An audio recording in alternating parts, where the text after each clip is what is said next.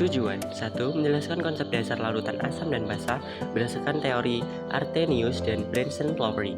2. Mengidentifikasi sifat asam dan basa dari berbagai bahan menggunakan indikator alami maupun buatan. 3. Menyusun dan melakukan langkah-langkah praktikum pembuatan larutan asam dan basa dengan konsentrasi tertentu secara mandiri dan bertanggung jawab.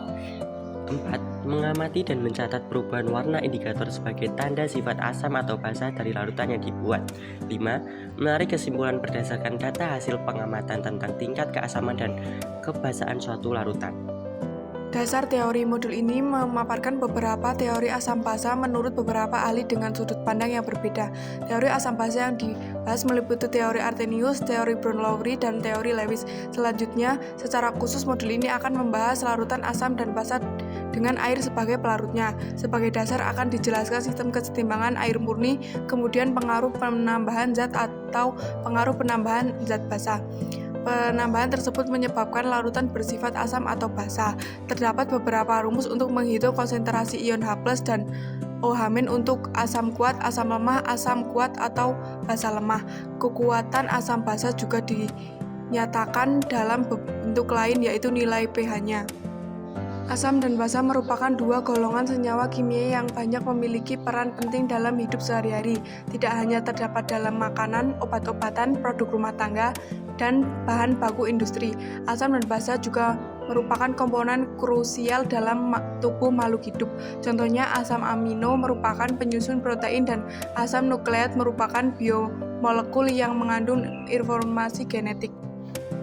Berdasarkan jumlah ion H+ yang dihasilkan dalam larutannya, asam terbagi menjadi dua, yaitu asam kuat dan asam lemah. Begitupun dengan basa, yaitu basa kuat dan basa lemah.